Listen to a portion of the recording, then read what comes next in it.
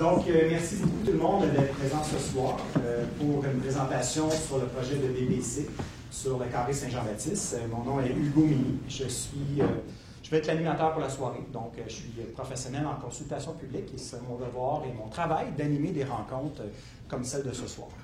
Donc, je vous explique rapidement ce qu'on fait. Il va y avoir un petit mot d'introduction de Mme Vio pour commencer, juste pour placer le contexte de la rencontre.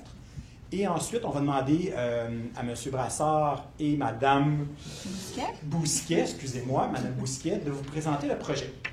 On va essayer de prendre quelques questions pendant la présentation puis garder une bonne période de questions à la fin. Donc, surprenez-vous pas, là, je peux vous laisser la place pour des questions à certains moments, mais peut-être qu'on va vous dire d'attendre après certaines sections pour la plupart des questions. Donc, et quand on va avoir terminé la grande période de questions vers 8h30 environ, la salle est disponible. En fait, les gens vont rester. Donc, si vous avez encore des questions que vous voulez aller discuter plus un à un avec les gens de BBC ou les gens de l'urbanisme de la ville ou les gens de la ville, gênez-vous pas de rester avec nous au moins jusqu'à 9h. Il n'y a aucun problème. Donc, Madame Vio, je vous laisserai peut-être un petit mot d'introduction. Alors, à mon tour de parler dans un micro sans haut-parleur. Bien, bonsoir à tous. Un grand merci d'être là. Je vois parmi vous là, mes collègues Vincent Chabot, Martin Robert, merci d'être là. Julie Lavoie, qui est conseillère du district où le projet va se déposer. On a beaucoup de représentants aussi, villes, qui prennent en note tout ce qui va être commenté, questionné ce soir. Merci beaucoup à David Brassard et Caroline Bousquet de prendre le temps de venir présenter le projet. Je suis très heureuse aussi que visuellement, on soit capable de voir sur les tables, en toute transparence, les étapes ou les coins de ce fameux carré Saint-Jean-Baptiste. L'idée ou l'intention de cette soirée, en fait, là, c'est bien important pour moi de vous dire que ce n'est pas une consultation, mais bien une soirée d'information. Le projet que vous allez voir ce soir, c'est l'aboutissement de plus de 6 ans de travail, puis qu'on aime ou qu'on n'aime pas. Il y a eu de l'évolution à travers le projet. Et ce soir, en fait, on vous présente ce à quoi va avoir l'air le fameux carré Saint-Jean-Baptiste. On a essayé d'être le plus visuel possible, de vous ramener aussi dans l'histoire, donc des étapes. Donc, on va avoir le promoteur qui va venir nous présenter le projet dans son ensemble, mais on a également aussi M. Vincent Verdon qui est directeur du service de l'urbanisme et qui va nous présenter un peu les étapes réglementaires, donc la suite des choses là, pour le projet, où les gens vont avoir un mot à dire, de quelle façon vous allez pouvoir le faire et tout ça. Alors, tout ça va être dit ce soir et plus encore. Si à la fin de la soirée, vous avez encore des questions et commentaires, comme Hugo le disait, on reste, on fuit pas. On reste présent jusqu'à la dernière question, donc n'hésitez pas, là, on est vraiment tous là pour en fait répondre au mieux possible à toutes les questions qu'il pourrait y avoir ce soir pour le projet. Alors, je vous souhaite une belle soirée.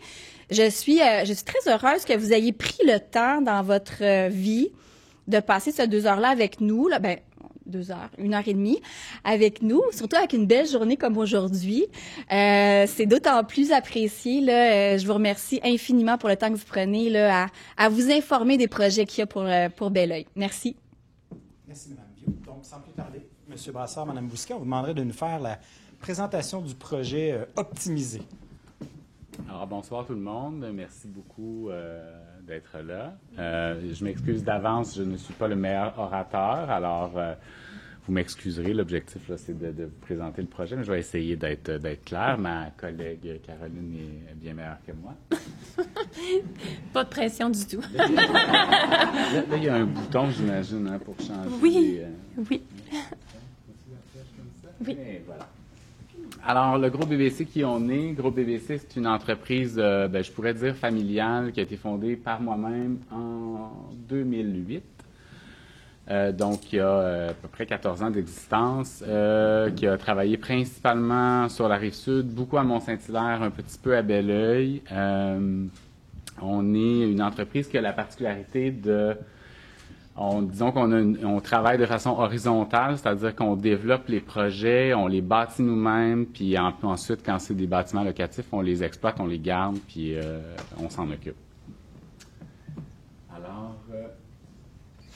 Petit historique du projet du Carré Saint-Jean-Baptiste, on a fait l'acquisition des 10 lots que compose le projet entre 2015 et 2021. Donc, ça a été très long. Ça a demandé beaucoup de patience. Le projet donc, est situé, vous le savez, entre les rues Saint-Jean-Baptiste, Saint-Mathieu-du-Pré et Saint-Joseph. Et le site s'étend sur 3 zones, H103, H180 et H183. Je veux juste faire une parenthèse aussi. La présentation qu'on vous fait, c'est une présentation qu'on a faite aussi au Conseil au début mars. Là, fait que c'est exactement la même présentation. Donc, ça, c'est l'historique un peu des démarches qu'on a faites au niveau des différentes présentations. Donc, bref historique, on a fait plusieurs itérations du projet entre 2017 et 2020. Donc, première présentation CCU en janvier 2017. Une deuxième en juin. Ensuite, on a un petit peu, je pense qu'on a changé de directeur d'urbanisme. Donc, à la demande du directeur de l'urbanisme, on a engagé un urbaniste conseil pour faire la rédaction d'un PPU. Cette option-là n'a pas été retenue par la successeur à la direction de l'urbanisme. Donc, on a commencé à travailler sur le projet, puis on a fait une 3e présentation en janvier 2019 pour l'adoption, en vue de l'adoption d'un PPC-MOI. Ensuite, 4e présentation en février 2020 et une dernière présentation en avril 2020. Qui a reçu un avis favorable, pas un avis favorable, mais une recommandation d'approbation. Donc, ça, c'est des extraits des différentes présentations pour vous montrer qu'il y a eu une évolution au fil du temps. Je ne sais pas si Caroline, tu veux... Mais si tu veux rester sur la diapo. Oui. Ouais. Ici, donc, ici, on remarque certains bâtiments du Vieux-Belleuil qui ont des caractéristiques. Le Vieux-Belleuil, c'est une section de la ville au niveau urbanistique qui est très hétérogène. Donc, on va avoir tantôt des bâtiments mansardés, des galeries couvertes, souvent c'est un étage avec l'occupation du comble, des toitures de tôle, des toitures à 2 versants. Donc, c'est souvent très simple au niveau des lignes architecturales. Donc, il y a eu une démarche au sein de l'existant pour essayer de trouver des repères dans la ville. La majorité de ces repères-là vont être souvent de matériaux qui sont légers. Donc, ce sont des parements régulièrement horizontaux où la maçonnerie a une très faible superficie ou occupation, je dirais, au niveau du Vieux-Belleuil.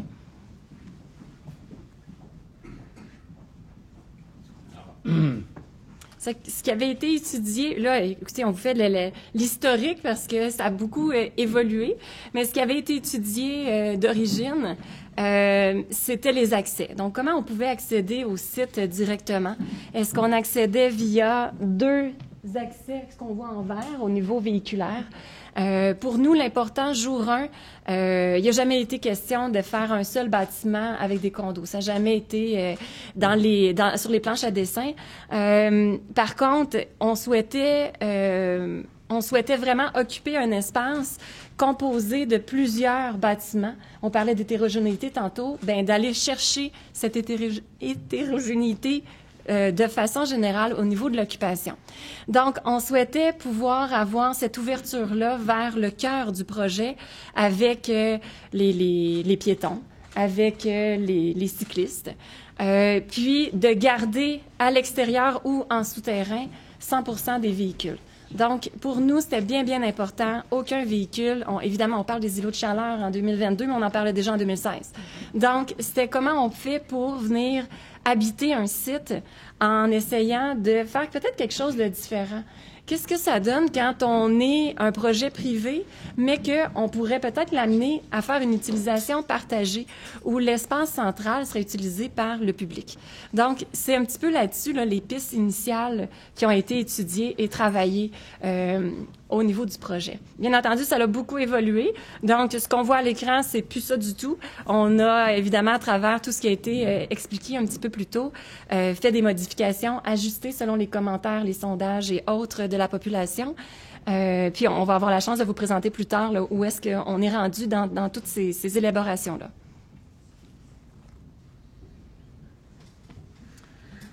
Donc, le début, ouais, première volumétrie, c'est même pas... C'était vraiment juste une étude de volumétrique. On n'avait même pas regardé de la fenestration. On n'a rien regardé de ça. Ce qu'on savait, c'est qu'on voulait pas avoir un seul et même bâtiment. On voulait scinder le carré Saint-Jean-Baptiste en plusieurs. Tantôt, on parlait des accès. Donc, on voulait qu'il y ait des accès qui viennent de toutes les rues.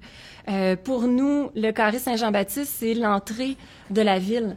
Donc, c'est important d'avoir ce lien-là très fort entre le vieux Belleuil. Tu sais, on en parle depuis des années, hein, à quel point est-ce que le vieux Belleuil s'est vidé de ses commerces, s'est vidé un petit peu aussi de ses occupants. Donc, on essaie vraiment de pouvoir venir faire un coup important pour ramener ces gens-là. Donc, la densité, on l'augmente, bien entendu, à ce niveau-là.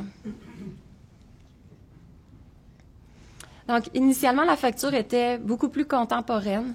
C'est pas nécessaire... Ben, comment je dirais ça? Donc, l'objectif ici, il faut faire attention. Hein. Belleuil date de son origine depuis plusieurs centaines d'années maintenant, en fait.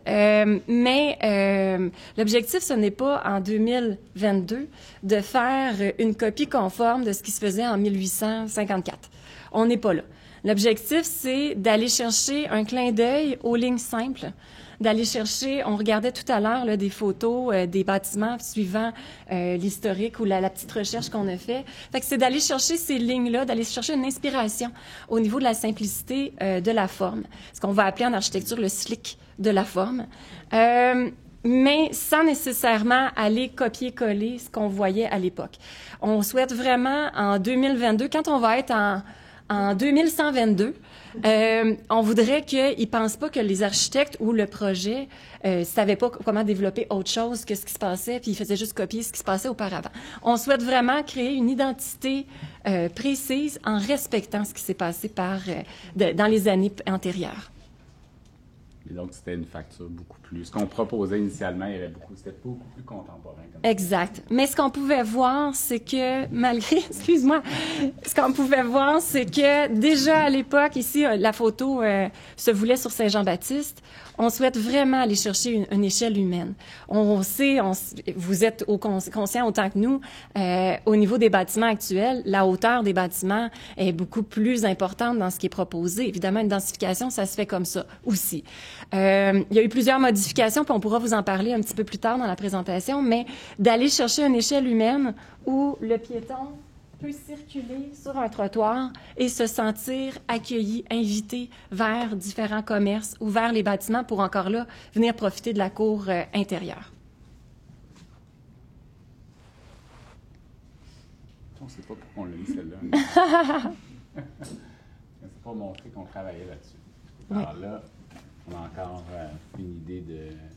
Oui. Ici, ce qui est peut-être important à mentionner, le vieux Belleuil, encore une fois, ce ne sont pas des bâtiments alignés sur rue, dont la marge est identique. Bien, la marge est identique, certes, au niveau réglementaire, sauf que au niveau de l'implantation, on a des avancées, des reculs, que ce soit par des galeries couvertes, que ce soit par le bâtiment lui-même. C'est un petit peu ça qu'on souhaitait faire, parce que c'est pas vrai que quand on vient implanter un quadrilatère au complet, on se retrouve on veut pas venir placarder non plus la rue. Donc, on souhaite avoir cet échange-là, peut-être une rencontre impromptue sur le parvis juste avant juste avant de rentrer dans le commerce. Donc, comment on peut faire pour dynamiser ça, puis encore une fois, favoriser le piéton, le cycliste à l'intérieur du projet.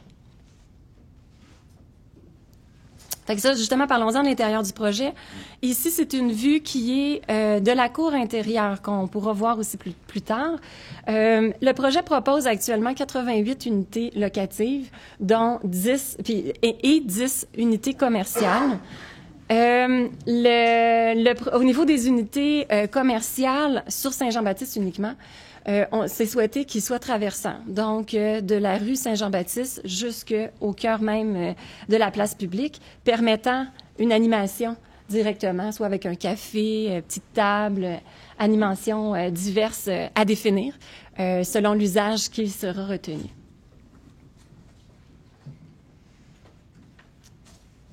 On est rendu Le stationnement, oui. Peux-tu... de la présentation de 2020. Alors là, on voit qu'on avait évolué, on avait éliminé les suite aux discussions qu'on avait eues avec les différents services. Il a été retenu que l'entrée, il y aurait une seule entrée, premièrement au stationnement souterrain, puis que l'idéal, qu'elle soit située sur Saint-Mathieu, qui était la rue sur laquelle c'était le plus facile, je pense, de circuler. Donc, le projet propose à peu près 200 cases de stationnement. Là, on aura les chiffres exacts sous peu, qui seraient divisés. Donc, une portion réservée aux résidents locataires des appartements et une autre portion qui serait publique, à la fois pour les usagers des commerces, mais le public en général aussi. Donc, une portion réellement publique d'à peu près une centaine de cases. Là, on s'approchait un petit peu plus de la finale, là, au niveau architectural. Ça, c'est février 2020. Ça, ici, c'est le travail qui a été fait au niveau des hauteurs. Le projet d'origine présenté en 2017 comportait 4 étages. Ce qui a été réduit là, actuellement, on parle de 12 mètres sur Saint-Jean-Baptiste et 10 mètres sur la rue Saint-Mathieu. Ce qui fait en sorte qu'on a vraiment là une différence au niveau des hauteurs selon... Évidemment, il faut comprendre que la rue Saint-Mathieu étant plus étroite que le Saint-Jean-Baptiste, c'est venu aussi là, ponctuer les décisions. Ce sont des recommandations suivant les consultations qui ont eu lieu afin là, de pouvoir réduire là, la volumétrie du projet. C'est que ça fait partie des éléments qui ont été considérés.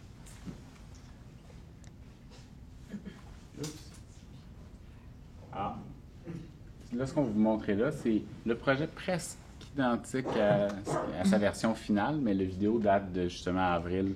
C'est la vidéo qu'on avait présentée au CCU en avril 2020, qui va vous présenter, là, vraiment, on fait le tour au complet du projet. Si vous voulez, on peut commencer tout de suite. C'est qu'ici, on est au coin du pré Saint-Jean-Baptiste, on s'en va vers Saint-Jean-Baptiste. On parlait des commerces qui ont pignon sur rue. Qui se situe seulement au rez-de-chaussée. Les étages, on est en logement locatif. Une entrée qui est prévue ici au niveau pour vers la cour intérieure. Puis on peut voir ici aussi ce qu'on va appeler des pochettes de stationnement possibles. En fait, le propriétaire du terrain offrirait là un espace pour permettre des 15 minutes ou aller commercer plus rapidement que d'aller un débarcadère directement. Donc ici, ce qui est proposé, c'est la fermeture d'une partie de la rue Saint-Joseph qu'on voit ici d'entrée de jeu. Encore une fois, on peut voir les entrées vers la cour. On n'est pas tellement loin ici, hein, le stationnement incitatif actuellement, le stationnement commun est ici. Donc on est vraiment là à proximité. Le stationnement Guertin, là, pour ceux qui le connaissent. Donc, on tourne ici sur Saint-Mathieu. Bâtiment, tantôt on en parlait, 10 mètres de hauteur, donc on est vraiment beaucoup, on est moins haut que sur Saint-Jean-Baptiste. L'accès au souterrain se fait 100% par cette zone-ci. Chaque unité locative a une terrasse, un balcon. L'ensemble des unités qui sont situées au niveau du rez-de-chaussée sont à mobilité réduite. Donc, ils ont un accès directement depuis l'extérieur sans passer par des espaces qui sont communs. Donc, on est vraiment là sur rue et tu peux accéder directement à ton unité locative. Là, on va aller faire un tour à l'intérieur de la cour qu'on mentionne public. Donc, encore là, tous ces accès-là sont piétons et ou cyclables là, à définir au niveau des pistes cyclables. Il y aurait une section, c'est pas un projet nécessairement réservé aux 55 ans et plus, là. On est vraiment dans un projet dont le souhait, c'est d'avoir une vie communautaire. Donc, il y a des espaces pour enfants, il y a des espaces pour tous les âges, essentiellement. On peut voir sur la droite le coin, peut-être salle à manger, terrasse extérieure desservant les commerces, avec une animation au centre qui pourrait prendre place, par exemple, un violoniste, des artistes ou autres éléments. Ce qu'on voit ici au centre, ça se trouve à être... je ne sais pas si on peut faire pause.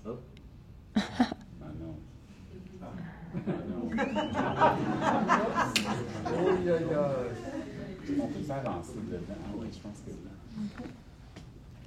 Désolé, Caroline. Ben non. Comment on parle? Il n'y a pas moyen d'avancer. Parce que normalement, la barre, elle apparaît. Je suis vraiment désolé. Vous voyez comment je suis pas bon dans les présentations? Tu veux commencer à parler, refaire le même discours? Ben non, c'est correct, je vais dire. Mais voulez-vous qu'on fasse une première période de questions en attendant? Bon, on peut faire ça. Peut-être qu'il y aurait peut-être déjà des questions sur des aspects qui ont déjà été traités. Donc, Sûrement. allez-y, on vous écoute. La hauteur maximum sur Saint-Mathieu, ce que j'ai entendu, c'est 10 mètres. Oui. Ce que j'ai Au fait, oui. Et sur Dupré, 12 mètres? Sur Saint-Jean-Baptiste, c'est 12 mètres. Alors, le coin de Saint-Mathieu, sur Dupré, Oui. aller sur Saint-Jean-Baptiste, c'est quoi? C'est 10 mètres. Le coin Saint-Mathieu-Dupré? Oui. Oui. Oui, 10 mètres. OK, jusqu'à Saint-Jean-Baptiste, on s'entend, il n'y en a pas tellement long. Qu'est-ce qui s'est passé finalement avec le coin de Dupré et Saint-Jean-Baptiste, la petite maison bleue, là, qui Oui. était un commerce qui ne voulait pas vendre? Qu'est-ce qui s'est passé avec ça? Ah, C'est fermé. Oui, bien, il a vendu. Non, il n'y a vendu, jamais été voilà. question qu'il ne vende pas. Non, il voulait vendre. Ah, OK. Oui. Il voulait vendre, il va même prendre place, il va installer ses bureaux dans le projet. OK. Moi, j'avais une suggestion par rapport à... Attendez une seconde pour les questions, je vais juste me déplacer. Allez-y, on vous écoute. La rue centrale à l'intérieur de tout ce complexe-là, je veux dire, les locataires, ils vont pas, les gens qui vont louer, ils vont pas trouver ça un peu incommodant, toute cette activité-là, je veux dire... En fait, c'est Est-ce que ça a un été peu prouvé, un tout petit ça? peu l'objectif du projet. Ouais. C'est qu'il y ait cette vie-là, une espèce de vie de quartier. Là. C'est-à-dire que... Je comprends, mais tu sais, à la longue, on sait toujours que les gens finissent par se plaindre puis que finalement, tout disparaît parce que les locataires se plaignent parce qu'il y a du bruit. Tu sais, c'est ça, je trouve que c'est une très bonne idée, là, mais... Ben, moi, je pense que les gens vont savoir. C'est un petit Ouais. peu ça. L'idée, c'est qu'on a envie de vivre dans ce genre de quartier-là ou pas. Là. OK. Non, moi, c'était juste pour savoir, ça va être une condition quand ils vont acheter, ça va être... Ils vont louer. Ils vont louer, ça va Ils vont être louer. locatif, Ouais. OK. Ils vont louer. OK. Fait qu'ils peuvent toujours s'en aller si finalement ils trouvent ça OK, incommodant. non, mais c'est ça, c'est locatif, c'est pas Oui, des c'est condos. locatif. OK, Oh, oui. OK, c'est moins Puis on va s'assurer de la pérennité du Parce que je trouve parc ça bien. Moi, avec j'aime une beaucoup l'idée, servitude. ouais. Là, ça va rester un parc. Là. Je pense qu'on pourrait revenir à la vidéo, on est presque revenu. Ouais. Hein? Bon, ben écoutez, j'en bâtiment profite. central. Oui, le bâtiment central ici. Là, c'est grossier. Présentement, il va y avoir une recherche à faire, probablement avec la Société d'histoire. Mais puis on va le revoir. Là, vous allez voir, ça va passer de nuit. On va le revoir plus facilement. Le bâtiment central, ça se trouve être le bâtiment qui contient l'ascenseur qui dessert le garage de stationnement. L'escalier aussi, le dessus qui dessert le même garage. Il y a des espaces qui sont sanitaires, donc des petites toilettes publiques qui se situent là-dedans. Et donc, on voit au cœur ici. Ce bâtiment-là, on souhaite justement là, venir faire on parlait tantôt de clin d'œil, bon, mais le clin d'œil des bâtiments qui ont déjà hébergé le site. Donc, comment est-ce qu'on fait pour créer un historique, puis de le conserver pour garder une trace à ce niveau-là? À réfléchir, à voir exactement quelle forme ça va avoir, mais c'est l'intention qui est derrière le geste. C'est qu'on va voir maintenant de soir l'animation qu'on voulait. Ah bon, mais regardez, là, on le voit bien, là. C'est ici, là. Donc, on sort du stationnement par cette porte-là. Et puis, on voit cet élément-là. Là, quelle forme exactement ça va Ouais. prendre, c'est à déterminer. Exact.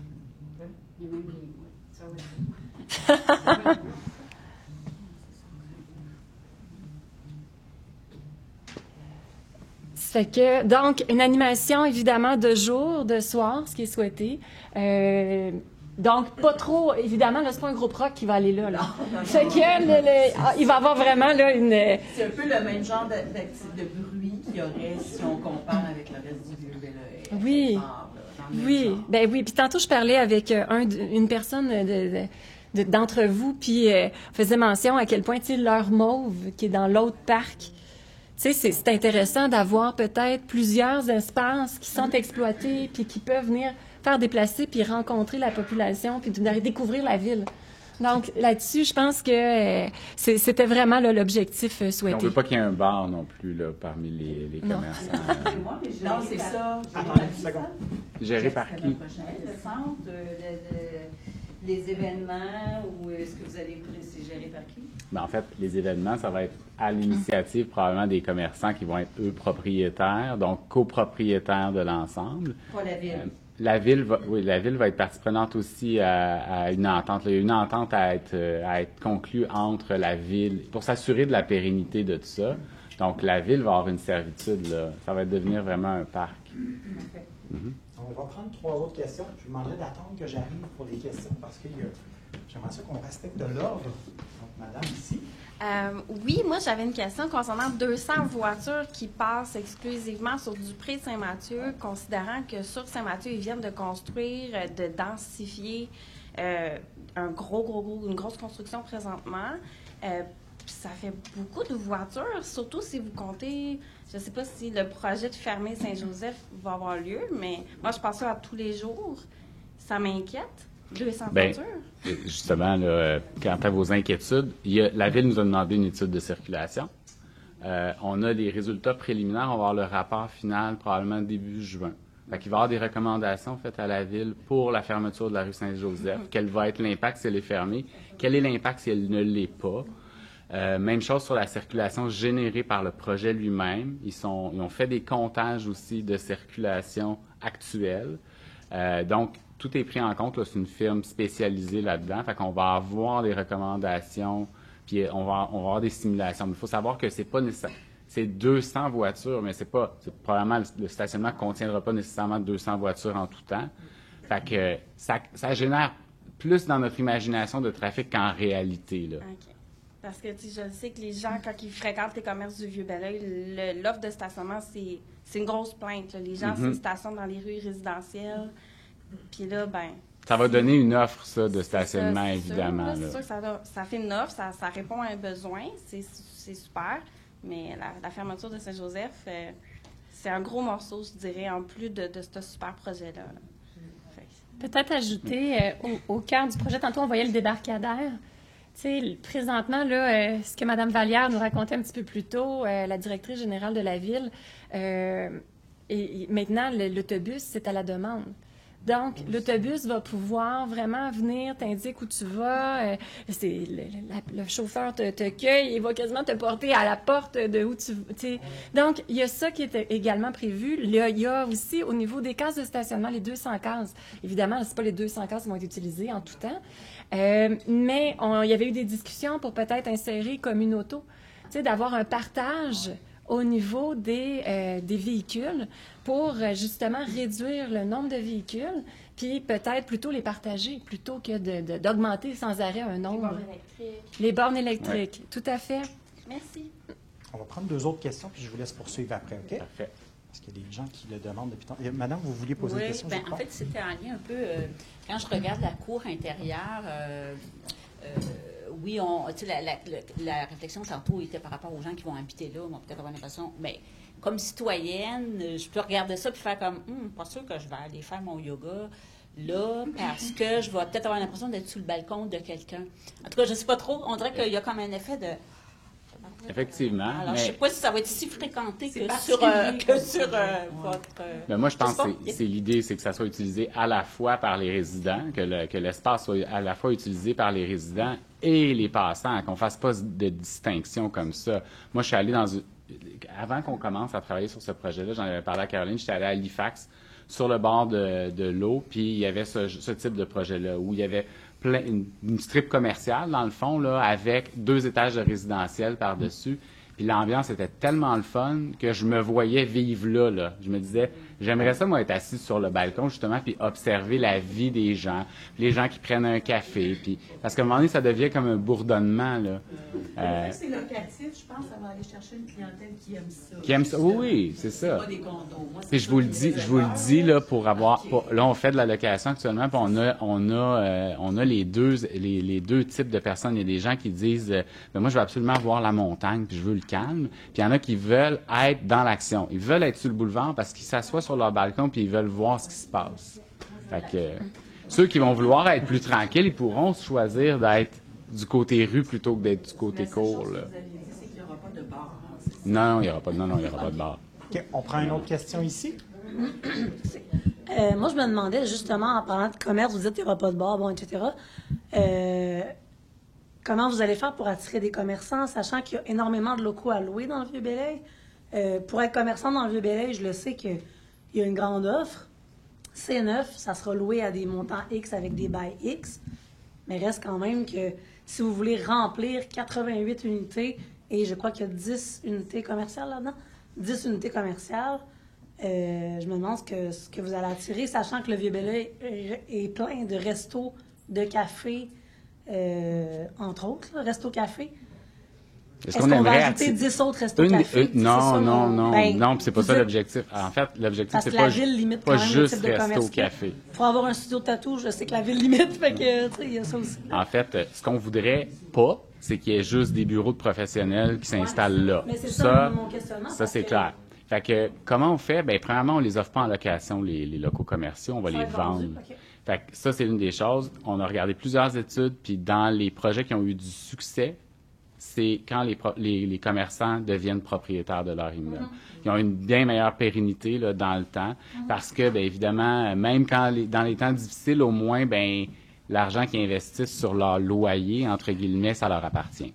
Fait que c'est une des raisons pour lesquelles on a choisi de garder en locatif le résidentiel, mais de vendre les locaux commerciaux. Dans le concept où c'est vendu commercial, est-ce que la personne qui vend pourrait modifier la structure? La structure du bâtiment? Non. Les propriétaires de l'intérieur, mais pas de la coquille. Juste de l'intérieur, exact. Ça va être vraiment un condo commercial. Il va y avoir une copropriété qui va être créée. Je posais la question, pas dans 5 ans, non. soit disparate. Non. On va continuer avec un petit... Je pense qu'il vous reste de la présentation. Ou vous avez... On vous laisse poursuivre. On vous laisse poursuivre, puis on va refaire une autre paire de questions après. Donc, ça, c'était la recommandation qui avait fait suite à la présentation du 7 avril, là, donc suite à la présentation de cette vidéo-là. Grosso modo, il y avait quelques recommandations à modifier, là, quelques petites modifications à faire, choses qui ont été faites depuis. Ensuite, on va faire un aperçu là, des démarches de consultation qui ont été faites dans le cadre du projet. Donc, en mars 2019, je dirais, accompagné de la ville, on a fait une soirée d'échange au QG. On a invité les résidents et les commerçants du quartier à venir s'asseoir puis jaser avec nous. Ça a été une super belle expérience. On a pris des pages et des pages de notes sur les inquiétudes, les considérations, les commentaires positifs, négatifs, tout ça. On a fait... qu'on a évidemment pris en compte pour en arriver, parce que là, on est en mars 2019. Vous avez vu que c'est avril 2020 là, que finalement le projet a reçu l'aval du CCU. Ensuite, la Ville a décidé de faire un sondage qui a eu lieu de juillet à septembre 2019. Il y a eu, je pense, de mémoire, près de 700 répondants, dont 93 là, des répondants se disaient favorables au projet. Puis il y a eu des commentaires. Les gens ont émis là, des commentaires sur ce qui était souhaité dans le projet par ordre de priorité. Puis je pense que le sondage est encore... Les résultats du sondage sont encore disponibles. Ça, c'était notre invitation à la soirée au QG. des petites photos de la soirée. On peut voir les participants. Le sondage en question, qui était disponible en ligne. Ça, c'est le compte rendu. Là, tout ce que je vous montre là, c'était pas pour le lire, là, évidemment, là, mais c'est toutes des choses qui sont disponibles. On a fait aussi, le sondage est encore en cours, on a fait une présentation que vous pouvez aller voir si ça vous tente. On n'est pas vraiment bon, là, mais en tout cas, moi, je ne suis pas vraiment bon. Une présentation qu'on a faite sur le site. C'était un peu l'idée de reprendre là, les cartons pour montrer de quoi aurait l'air le projet. Donc, on a fait ça. Je pense qu'on a eu une 50aine de participants. On a fait 2 tournées. Là, il y a eu beaucoup d'échanges entre nous et les résidents voisins et entre les résidents eux-mêmes. Ça a été aussi très constructif. C'est disponible sur YouTube. Ensuite, qu'est-ce qui a été réalisé aussi? Donc, études environnementales phase 1, évidemment, sur l'ensemble des lots. Certains lots ont eu des études environnementales phase 2. Donc, pour ceux qui ne savent pas, c'est de l'échantillonnage pour voir s'il y a de la contamination. Il y a une ancienne station-service qui a déjà été sur le site, donc on a dû aller chercher de l'attestation, de la conformité du site auprès d'un expert du ministère de l'Environnement. On a effectué les études géotechniques et il y a l'étude de circulation qui est en cours de réalisation, pour laquelle on devrait avoir un rapport sous peu. Là, on va vous présenter les faits saillants de notre concept. Donc, Caroline, tu commences, c'est ton tour. OK, parfait. Mais c'est un petit peu, tu sais, au final. Répète, oui, ouais. c'est ça, on reprend ce qu'on a déjà jasé. Donc, l'objectif du projet n'est pas de faire un gros bâtiment, mais l'impression de plusieurs petits bâtiments. Donc, de venir scinder les façades. Projet innovateur où il y a combinaison entre des espaces qui étaient privés et publics, donc des espaces qui sont communs au centre. Évidemment, densification, beaucoup moindre que ce qu'on avait vu par ailleurs initialement, mais où on souhaite d'amener plus de clientèle finalement au commerce puis de faire revivre ce site-là qui actuellement est mort. Là. Il n'y a rien qui se passe depuis plusieurs années sur le quadrilatère, puis certainement que ça aide pas l'ensemble du vieux Belleuil à ce niveau-là. On en parlait, donc les espaces au rez-de-chaussée, espaces à mobilité réduite à 100%, donc il pourra y avoir des logements qui sont également adaptés pour les gens dans le besoin dans ce sens-là. Îlot de chaleur réduit, 100% intérieur les cases de stationnement. Évidemment, on vient aussi verdir la dalle structurale pour venir y amener, encore là, même si on dit que les îlots de chaleur il n'y en a pas parce qu'il n'y a pas de stationnement, ça n'empêche pas que on vient quand même recouvrir certaines surfaces de pavés ou autres aménagements paysagers qui vont profiter de l'ombre d'aménagements paysagers. Ensuite, c'est ça, le stationnement, donc à peu près 200 cases, là, c'est des approximations, les chiffres exacts, là, on les aura quand on aura finalisé les petits détails suite à l'étude de circulation notamment, là, mais donc une centaine de cases là, qui seraient publiques. Le stationnement va être prêt à recevoir 100% des places, 100% des places pourront être desservies par une borne électrique. Donc tout va être prêt pour que 100% des places le soient. On vient de faire un bâtiment à Mont-Saint-Hilaire où c'est le cas. On a fait toute la préparation. Donc, on est capable de mettre, c'est un stationnement de 75 places. Dans ce cas-là, on est capable de mettre 75 bornes. Parce qu'on sait que 2035, là, ça s'en vient vite. Donc, à l'exception du stationnement, évidemment, la construction va être en bois. Peut-être que les gens ne le savent pas, mais la construction en bois, c'est dans le domaine de la construction le type de structure qui a le moins d'impact environnemental.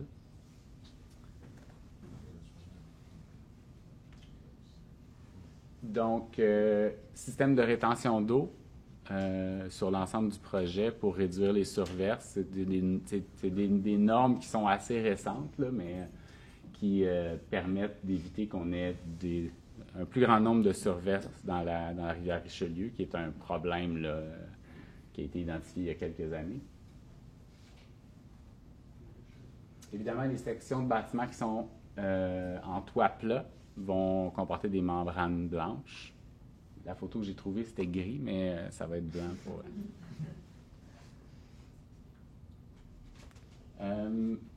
Donc, éclairage extérieur, ce qu'on souhaite faire, ce qu'on souhaite proposer, tout l'éclairage de la cour, en fait, on aimerait qu'il soit alimenté, évidemment, des ampoules Odel, mais qu'il soit alimenté par des panneaux solaires qu'on viendrait installer sur le petit bâtiment qui est au centre.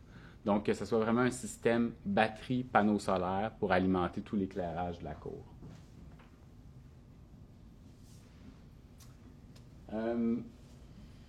On construit de façon beaucoup plus performante que ce que le code ne l'exige. Donc, là, j'ai dit plus ou moins 10 %, mais je viens de recevoir le résultat d'une simulation qu'on a faite sur un bâtiment qu'on a construit, qu'on a terminé de construire l'année dernière à Mont-Saint-Hilaire. Puis, en fait, c'est 27 % qu'on a atteint avec le type d'enveloppe, qui est le même type d'enveloppe qu'on veut utiliser pour le carré Saint-Jean-Baptiste. Donc, on dépasse largement les normes en termes d'efficacité énergétique et de réduction des gaz à effet de serre. On centralise l'eau chaude encore là pour meilleure utilisation, moins grande demande énergétique au final en utilisant de l'eau chaude centralisée pour l'ensemble du projet. Et voilà. On va prendre des questions. J'essaie de y aller le plus proche, puis je m'en vais là-bas après, OK? On va commencer ici. J'ai deux questions. Sur Saint-Mathieu, le 10 mètres par rapport aux 12 mètres, mais il y a quand même 3 étages sur Saint-Mathieu. Est où la différence dans le volume des unités? Ben vas-y, je t'en prie. En fait, la différence, c'est que sur Saint-Jean-Baptiste, étant donné que c'est des locaux commerciaux, la hauteur plancher-plafond est plus élevée. Des locaux commerciaux. Oui, exactement. Okay. Ma deuxième question, l'accès au 2e et 3e étage des unités locatives se fait comment? C'est des escaliers? C'est des escaliers. Il n'y a pas d'ascenseur? Il n'y a pas d'ascenseur dans les bâtiments. L'ascenseur, c'est du sous-sol? À la cour intérieure. À la cour intérieure, okay. Mais il va y avoir des escaliers à l'intérieur du stationnement pour accéder du stationnement directement à l'intérieur des étages, dans le fond, du premier étage et du deuxième étage des bâtiments. OK. Ouais. Je vais aller à monsieur ici. Ma question, c'est plus, parce que vous avez parlé tantôt qu'il y aurait une servitude pour la ville, pour les événements et tout ça. Moi qui n'habiterai pas dans ce domaine-là, mais qui va probablement venir avec mes petites et tout, est-ce qu'il y a déjà des projets, à savoir activités, festivals et tout ça? Parce que c'est le fun d'aller voir les spectacles devant l'église, mais il n'y a pas de place bien souvent, puis la circulation autour. Ça, c'est un projet qui me semble être vraiment pour la communauté, là, autant que pour ceux qui vont habiter là.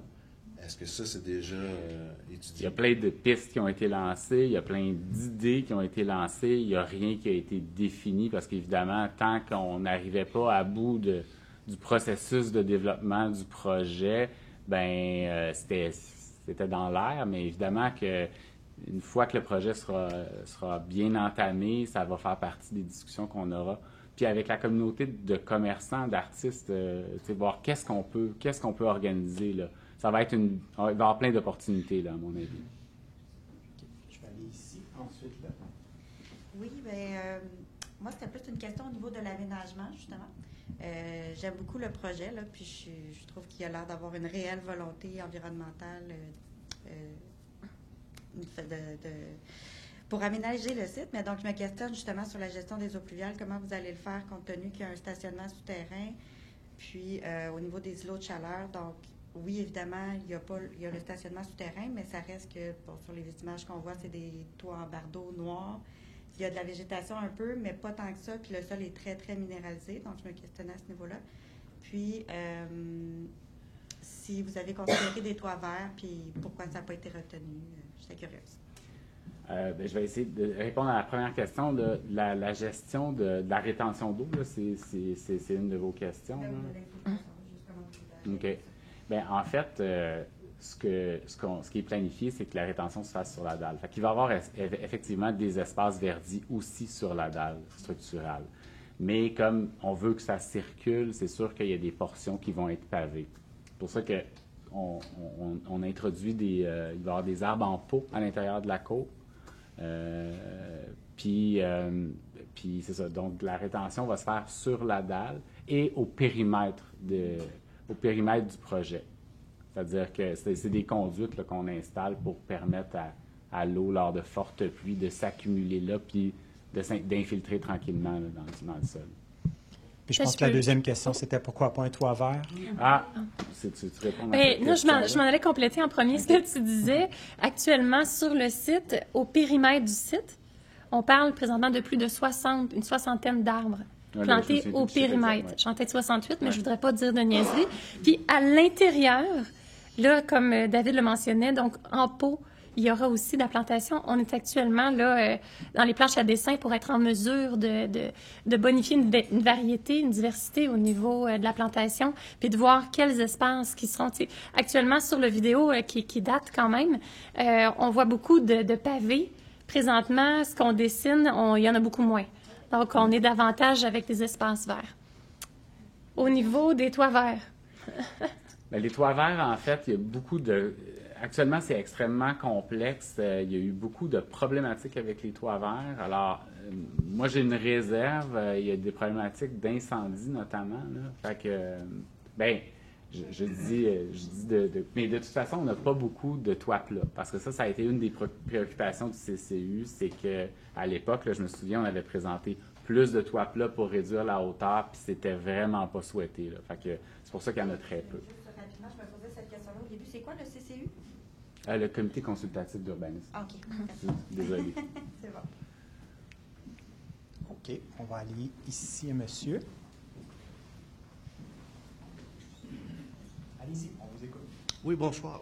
J'avais parlé pour ce qui est de la rétention d'eau et l'écoulement de l'eau. Il y a déjà un problème sur Saint-Jean-Baptiste au niveau de l'écoulement de l'eau parce qu'en face de chez moi, comme lundi, il y avait une pluie importante, c'est un lac.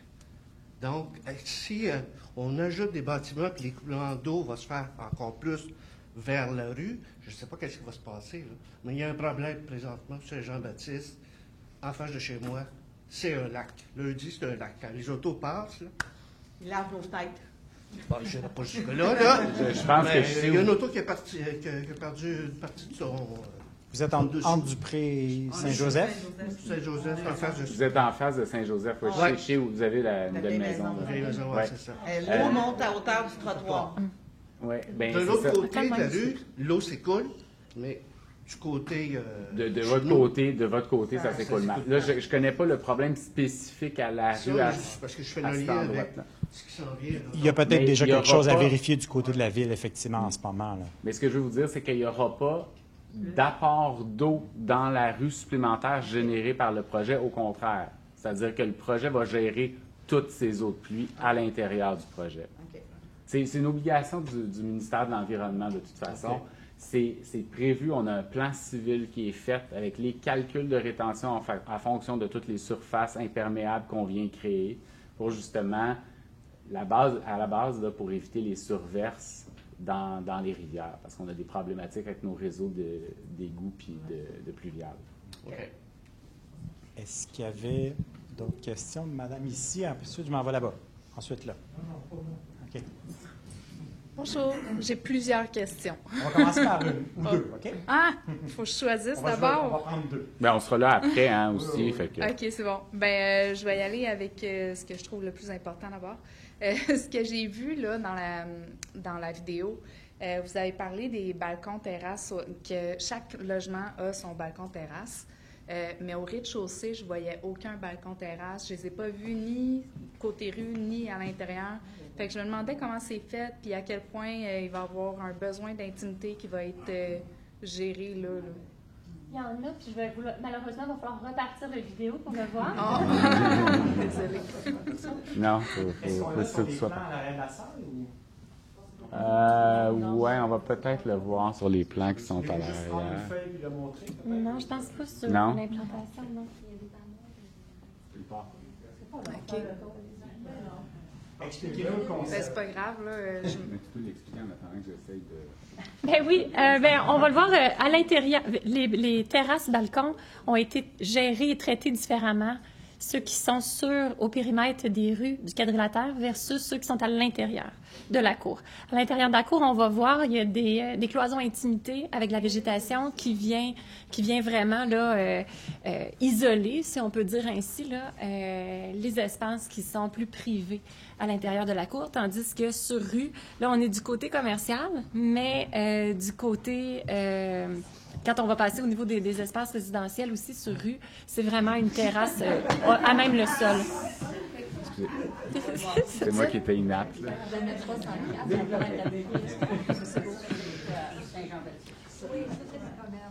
C'est qu'ici, on est au niveau commercial, oui. Pendant que ça roule, vous dites qu'il y a des cloisons d'intimité avec végétation, fait que c'est prévu que il va y avoir de la végétation en bac.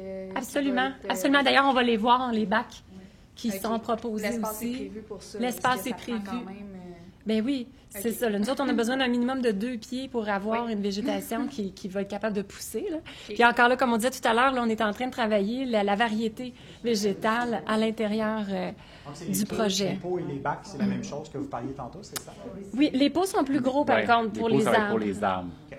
Puis on l'a expérimenté. Là, on a fait une cour intérieure, justement, à Mont-Saint-Hilaire. Je parle toujours du même bâtiment, là, où on a planté des... Ils ont passé leur premier hiver, en tout cas. Est-ce que vous dans pouvez des nommer gros le bâtiment à Saint-Hilaire? Des fois, les gens aiment ça aller voir d'autres projets. C'est vraiment dans le carrefour giratoire, en face de la gare. Il y a 2 bâtiments. Le plus gros des 2, là, c'est un 62 logements. Puis la cour intérieure, c'est comme un bâtiment en U qui a une cour intérieure. Donc, le dernier bâtiment bâti à côté du giratoire. OK. Ouais.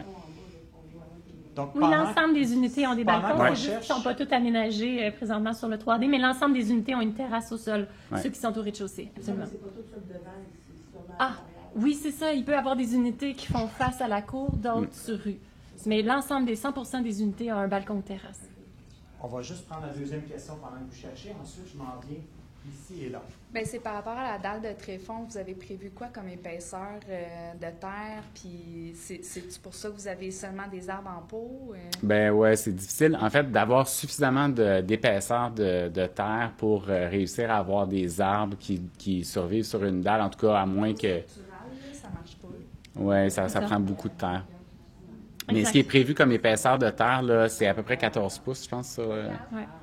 Entre 12 et 18. Ah, ici, c'est les espaces qui sont plus privés, là, où ils sont ponctués par des bacs végétaux, tantôt des écrans. Parce que même là, des arbustes, en tout cas. Bien, des arbustes, ça dépend quoi. Les graminées, ça fonctionne super bien sur la dalle. Ouais. OK. Madame, est-ce que vous aviez fini votre question ou c'était... J'avais pas de question, j'ai juste commenté que le fait que les balcons n'étaient pas tous sur le devant, au premier étage, j'ai vu qu'il y en avait plus en arrière. Parfait. Pour répondre à la dame, là. Est-ce que... Il y a madame ici qui avait une question depuis tantôt. Ah, ça, je m'en viens à vous. En fait, j'aimerais ça que vous expliquiez aux gens aussi la portion logement abordable. Oui, on n'a pas parlé. Oui, c'est ça. Alors... C'est des unités de combien? Des 4,5? Il y a des 3,5, des 4,5, des 5,5. Donc, nous, dans le projet, ce qu'on veut offrir, c'est 15 %, donc 14 unités au total qui vont être abordables. Abordables selon la définition de la SCHL qui a intégré un nouveau programme depuis mars, donc sur l'abordabilité, l'efficacité énergétique et l'accessibilité. Donc, c'est les 3 éléments sur lesquels on est capable de se qualifier dans ce programme-là. Nous, on a l'intention de se qualifier au moins sur 2 des aspects, donc abordabilité puis efficacité énergétique. L'accessibilité, on est en train d'étudier la norme qui est super complexe, là. Bien qu'on va avoir des unités accessibles, on le sait, mais la norme est très, très large, là. Fait qu'il faut voir si on est capable de se qualifier, mais c'est ça. Donc, on veut 15 % des unités abordables dans le projet. Puis c'est un engagement de 20 ans qu'on prend auprès de la SCHL, de les garder abordables. Ça fait combien d'unités environ? 15 %? 14 unités dans le projet. Sur 80? Sur 88. Oui. Ouais. Donc, deuxième question ici. Bien, en fait, qu'est-ce que ça signifie abordable en termes de prix? En fait, la SCHL a une définition qui est très claire. Ils prennent le revenu médian des ménages locataires de la région de référence. Alors là, c'est la région, c'est eux qui décident c'est quoi la région de référence. Et le loyer ne doit pas dépasser 30 du revenu médian. Donc, 30 du revenu médian des ménages. Donc, il faut faire des calculs cas par cas. Oui, mais il faut soumettre notre dossier à la SCHL. Il doit être approuvé par la SCHL. Pour la région, c'est ça. Oui. Donc, on avait une question ici. Suggestion ou commentaire. En fait, je trouve qu'il n'y a pas beaucoup de verdure. Est-ce que, par exemple, je ne sais pas, de la culture en bac ou un jardin communautaire? Ou, je voyais tantôt, il y a des grosses plateformes de ciment où il y a, je ne sais pas trop, là, un arbre, je pense, dans le centre. Oui, mais pourrait-tu avoir autre chose? Je vais laisser Caroline répondre. Justement, on est en train de travailler sur On l'aménagement. en parle beaucoup d'autonomie alimentaire. On parle de oui. je veux dire, ça vient rendre vivant, ça fait partie. Et ça pourra faire partie des activités à introduire dans la portion publique. S'il y a un désir d'avoir des bacs pour faire de la culture, que les gens se partagent, ça pourrait être super intéressant. Là. Mais la verdure, bref, on est en train de travailler le plan d'aménagement, mais comme on disait, juste au périmètre du projet, il va y avoir une 60aine d'arbres. Et même au cœur du projet, comme je mentionnais un petit peu plus tôt, on a réduit largement là, les espaces qui sont pavés pour augmenter des espaces verts. C'est que ce ne sont pas juste... quand on dit espace vert, là, tantôt, il y a une dame qui a posé une question sur les toitures vertes. Mais la dalle tréfond, en tant que telle, elle est verdie. Donc, oui, c'est une toiture d'un garage et c'est verdi, c'est vert. Donc, oui, il y a des vraies sections de pelouse, il y a des bacs, donc il y a une variété qui va être offerte. Puis qu'on est justement là, sur la planche à dessin en train de raffiner les espaces puis de ponctuer. Les espèces aussi qui sont qui ont plus de facilité à vivre dans ces environnements-là. Je vais passer à un autre. Il y a déjà beaucoup d'autres personnes qui veulent poser des questions, qui n'ont pas posé de questions encore. Donc, je vais ici, là-bas et ici. Vous disiez tantôt que vous étiez en pourparlers avec la ville pour l'espace commun, etc. Pour le déneigement, est-ce que, un, c'est aux frais de la ville? Est-ce que, deux, c'est déneiger l'hiver? Puis si c'est aux frais de la ville, ben il y aura un impact sur les résidents, les taxes, blabla. Oui, c'était ça ma question. OK. Parce je ne pourrais pas répondre précisément. C'est vraiment irrégulier, là, dans le sens où déneiger ça. Okay. Bref. Donc, le déneigement, ce qui est prévu pour le moment au niveau des espaces de circulation à l'intérieur de la cour, c'est que ça soit un système radiant qui fasse en sorte que les espaces de circulation, parce qu'on est dans une cour intérieure, ça va être probablement extrêmement complexe à entretenir. Fait que l'idée, c'est qu'on puisse circuler les espaces de circulation là, qui sont les minimums, là, si on veut, là, soient chauffantes. Comme la descente aussi, l'accès au garage.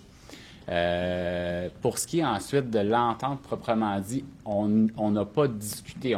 La seule chose qu'on a faite, c'est qu'on s'est dit, on s'est mutuellement donné le mandat de négocier les différents détails pour attacher tous les détails. Là, ouais. Donc, on a une question ici dans le fond de la salle. Parlez fort. Merci, je me tiens loin parce que ça tousse un peu. Il n'y a pas de problème. Premièrement, merci pour la présentation. Ma question, c'est sur le stationnement. Qu'est-ce qui a été pensé pour les visiteurs puis les accès au commerce? Ma première question. La deuxième va être courte aussi.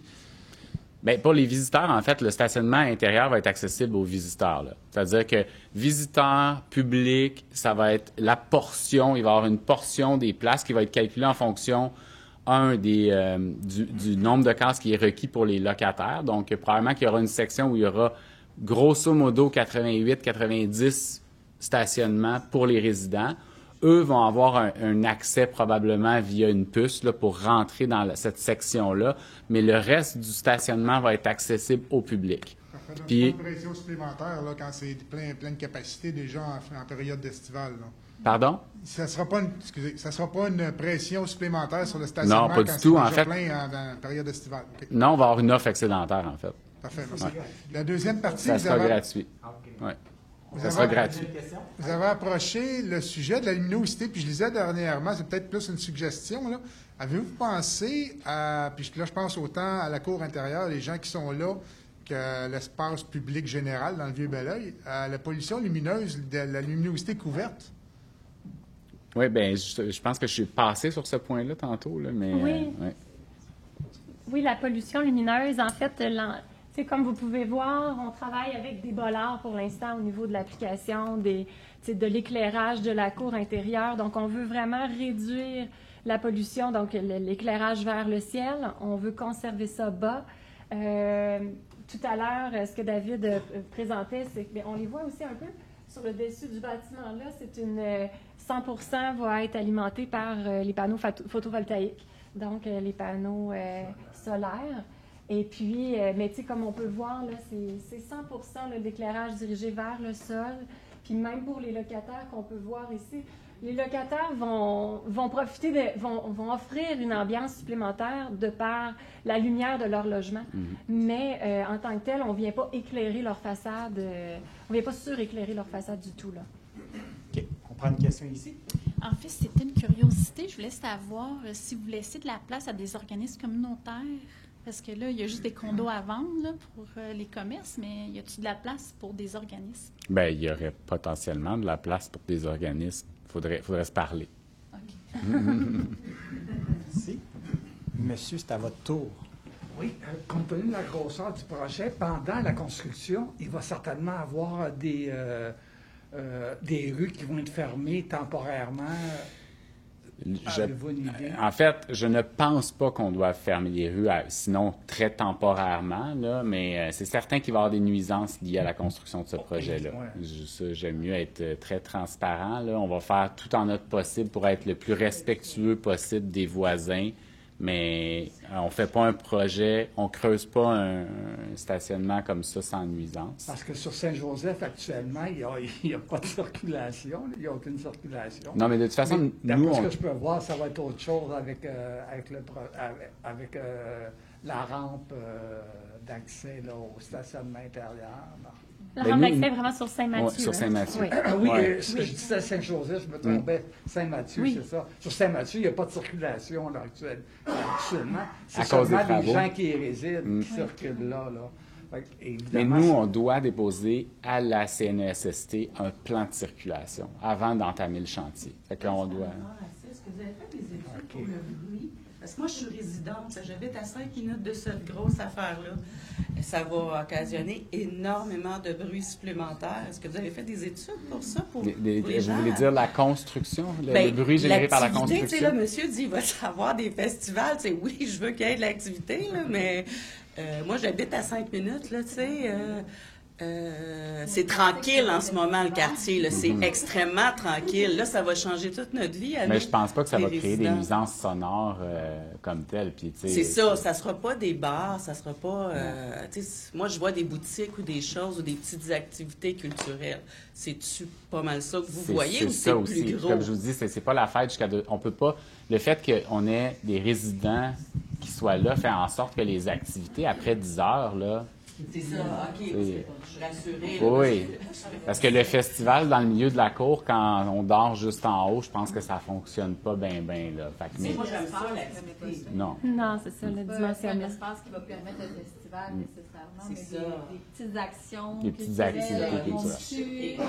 À petite envergure. Oui, exact. exact. C'est un espace supplémentaire qu'on va pouvoir utiliser, comme le parvis, comme d'autres endroits du Vieux-Belleuil. C'est l'image que j'en ai. C'est l'image qu'on en a aussi. Fait que je pense pas que ça va venir créer des nuisances sonores. On prend une question de ce côté ici.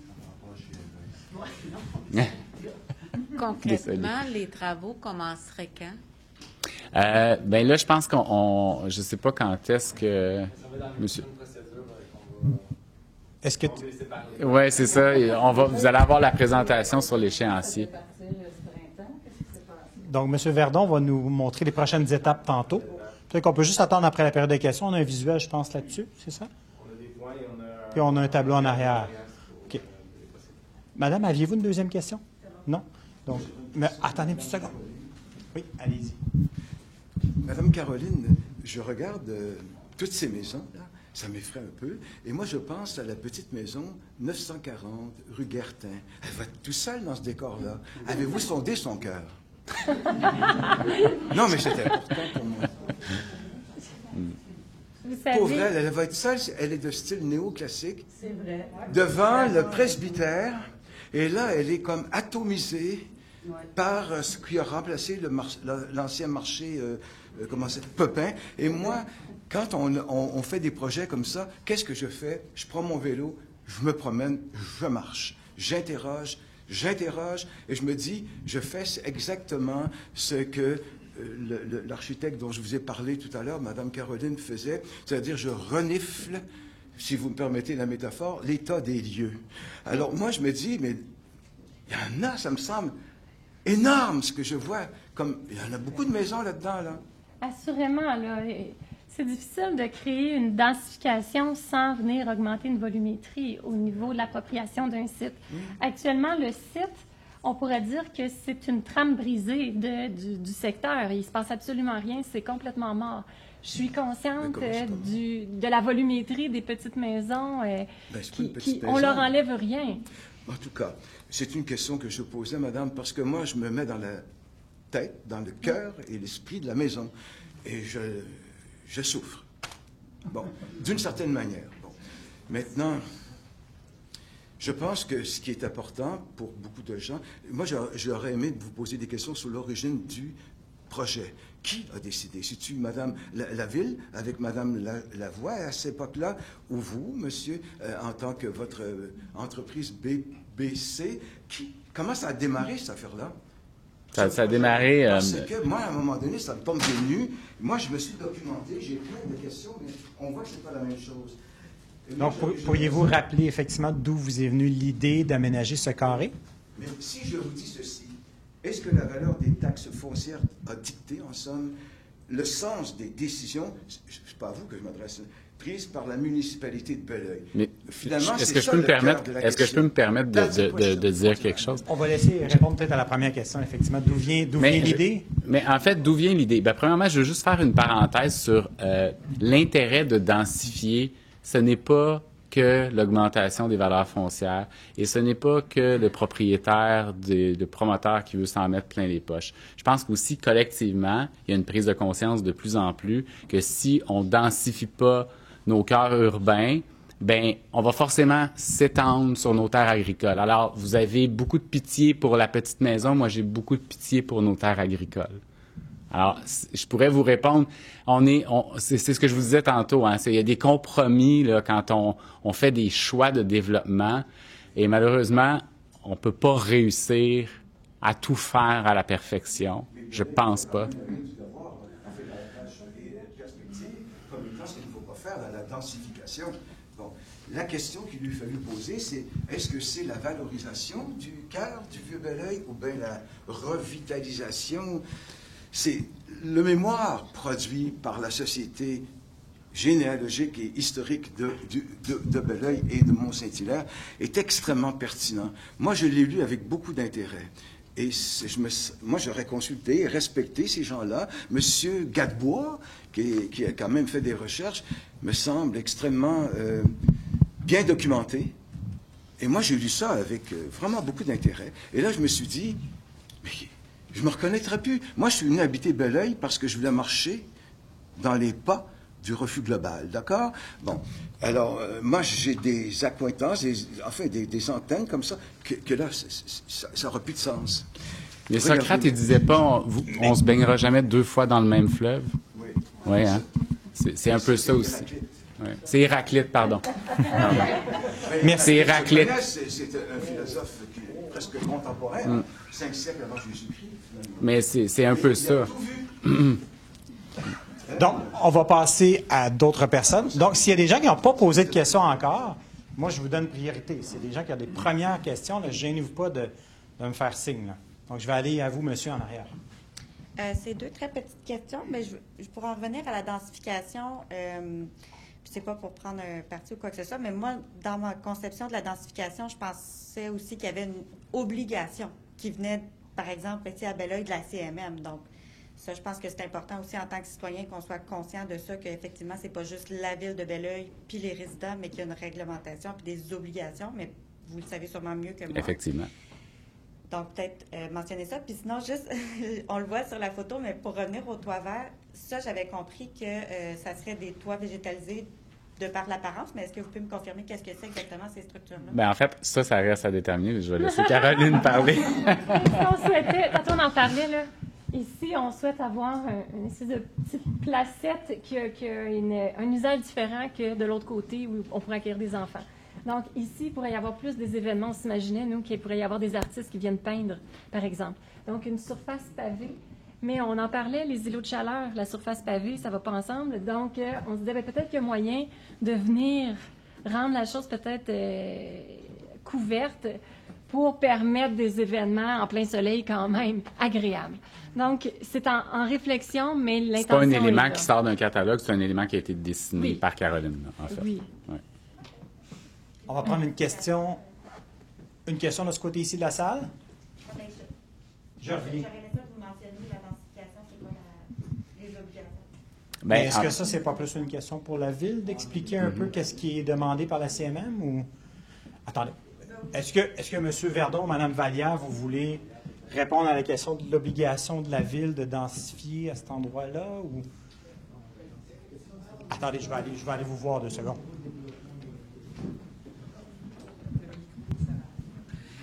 Effectivement, nous sommes dans la CMM, Communauté métropolitaine de Montréal, et nous sommes tenus à des seuils de densification. Effectivement, on les voit plus au niveau de la capitale, du centenaire, tout ça. Le projet, tout ce qui est nouveau, va quand même respecter les normes de la CMM. Effectivement, c'est pas la ville de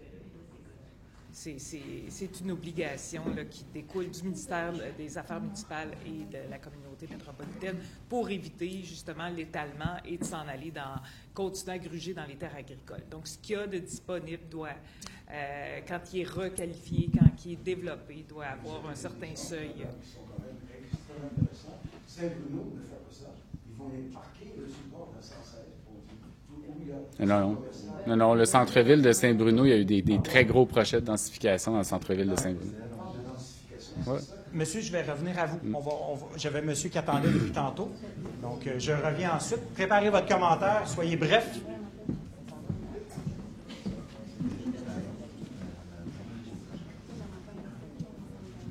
Moi, ma question, le projet, je le trouve excellent, mais votre idée future, est-ce que c'est de continuer encore plus loin le projet? Ou si on va garder un Vieux-Belleuil? Je vous donne un exemple. Moi, je demeure près de Bourgeois, Saint-Joseph. J'ai investi présentement près d'1 million pour bâtir une propriété en bifamiliale. Et je veux savoir si dans 5 ans, on ne dira pas on vous achète parce qu'on agrandit le projet. Ben. Donc, je pense que la seule réponse la seule question que BBC peut répondre, c'est est-ce que vous avez d'autres visées dans le Vieux-Belleuil, effectivement? Bien, nous, on n'a pas d'autres visées dans le Vieux-Belleuil. On a travaillé très, très fort à l'acquisition de ces lots-là. On n'a pas fait d'autres démarches dans le Vieux-Belleuil. Donc, pour notre part, je ne peux pas parler pour tous les autres, mais pour notre part, non, on n'a pas d'intention. Du côté de la Ville, est-ce qu'il y a quelque chose à ajouter, d'autres projets qui s'en viennent dans le Vieux-Belleuil ou ça va? Donc, j'ai une nouvelle main qui s'est levée ici. Est-ce que vous vouliez poser une question? Non? OK. En fait, pour le bien de la dame qui a demandé qu'est-ce que c'est qu'un CCU, j'aimerais ça, si c'était possible, si le directeur de l'urbanisme ou Mme Vallière explique ce que c'est qu'un CCU aux gens ici. Le fonctionnement, qui est membre du CCU, bien, le type de membre. On va peut-être juste expliquer c'est quoi l'ABC d'un CCU, ça serait bien. En fait, le CCU, c'est un comité de consultation d'urbanisme groupé de membres de citoyens et de membres des élus pour analyser et faire des recommandations au conseil pour des projets. Donc, tous les projets qui doivent être assujettis au CCU font une recommandation au conseil pour l'adoption du PIA ou d'un PPC-MOI ou d'une dérogation mineure, simplement. Donc, il y a déjà des citoyens constructifs sur des comités qui donnent leur point de vue avant que ça monte à la décision du conseil. Exact. Est-ce que ça répondait à votre question, Mme Lavoie? Oui, merci. J'ai vu d'autres mains. C'est qui le directeur? Attendez que je me déplace. Le directeur de l'urbanisme, il vient de vous parler. J'ai pas... Ah, je le voyais C'est pas. M. Verdon. Je voulais juste voir votre visage. C'est bon. S'il n'y Il n'y a pas d'autres mains, j'en vois pas d'autres. Allez-y. Je sais que j'ai déjà demandé. Moi, je suis comme directement affectée, comme la petite maison sur Gatineau, mais je suis de l'autre côté. Je veux savoir, non, moi, je suis sur Dupré, je suis comme juste en oblique. Je suis au courant du projet depuis le début. On s'est déjà rencontrés. Je suis d'accord. Je ne sais pas si je suis un ami d'Alain, mais ça me dit rien, David, mais... Quelle est votre question? Bonjour. La luminosité. Au niveau rez-de-chaussée, Bray-Jardin, coin Saint-Mathieu, Dupré. Est-ce que vous avez des lampadaires en plus des lumières normales en dessous des galeries, on les appelle comme vous voulez, là, des endroits couverts? Est-ce qu'il y a autre chose que ça? Non, le reste, c'est de l'éclairage de rue, simplement. Là. Donc, non, au niveau du bâtiment lui-même, c'est seulement les entrées. Le coin que vous visez, ça va être 100% résidentiel, ce bâtiment-là. Donc, c'est simplement les entrées.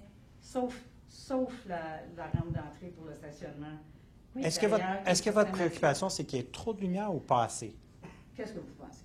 Dites-le-moi. Je ne suis pas là pour interpréter. Dites-le-moi. Je pense que c'est trop de lumière. Pourquoi la décision de la rampe d'accès au stationnement sur la rue tranquille de Saint-Mathieu à l'opposé de Saint-Jean-Baptiste? Bon, j'imagine que c'est de la circulation, là. Mais comme vous dites... Est-ce qu'on peut réexpliquer qu'est-ce qui a amené au choix de l'entrée? En fait, ça a été des discussions avec des fonctionnaires de la ville à l'époque là, sur le risque d'accident, tout simplement, là, sur les deux rues passantes, donc Dupré et Saint-Jean-Baptiste. Saint-Joseph, c'était pas non plus envisagé parce que qu'un seul accès sur Saint-Joseph. En fait, au départ, il y avait deux accès qui étaient proposés dans notre projet. Fait qu'on ce qui a été l'accord commun, là, c'est que la rue où c'était le mieux, c'était Saint-Mathieu, tout simplement parce que, justement, ayant moins de circulation, il y avait moins de risques d'accident. Mais tout ça va être... mais tout ça sera confirmé par l'étude de circulation qui va nous donner une idée des mouvements. Qui va décider de la fermeture de Saint-Joseph? Parce qu'on s'entend, moi personnellement, si tout rentre et sort du côté de Dupré, à l'opposé d'être capable de rentrer et de sortir de Saint-Joseph, moi personnellement, je vais avoir toutes les lumières directement chez moi qui vont sortir du stationnement, qui vont monter de Saint-Mathieu à Dupré.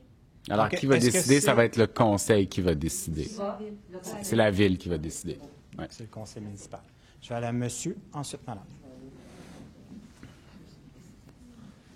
Juste préciser quelque chose.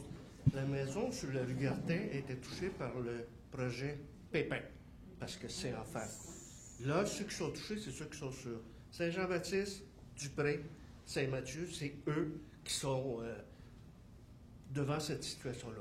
Non pas la rue Gartin. C'est juste un petit commentaire que je voulais faire. Préciser les choses. Merci beaucoup. C'est correct.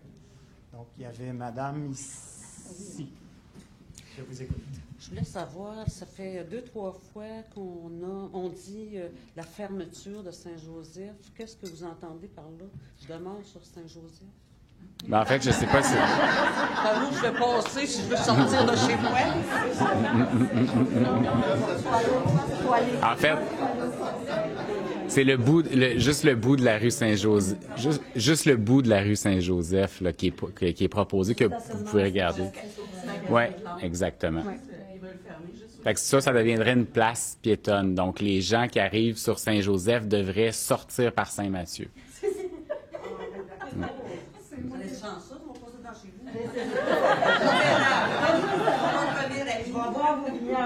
Est-ce qu'on a d'autres questions? J'ai Mme Tanfon qui avait dit qu'il y avait beaucoup de questions. Je peux aller là. Bon, il y en a plusieurs de répondues. OK. Est-ce qu'il y a d'autres questions? Des gens qui n'ont pas encore parlé et qui auraient des questions? Allez-y. Je veux savoir si on va entendre le directeur de l'urbanisme avant que OK. C'est ça. Oui, c'est vrai. Oui, on pourrait peut-être faire ça. On peut peut-être passer la parole à M. Verdon juste pour les prochaines étapes. Puis après ça, on verra si on continue avec des questions ou on vous retourne en formule porte ouverte pour que vous puissiez adresser toutes vos questions. Tu as ta diapo à la fin, c'est ça? Oui, c'est ça.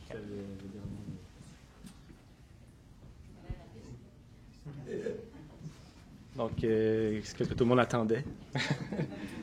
En fait, je m'appelle Vincent Verdon, je suis directeur de l'urbanisme. Ça fait depuis le mois de mars que je suis en emploi de la ville de Belleuil.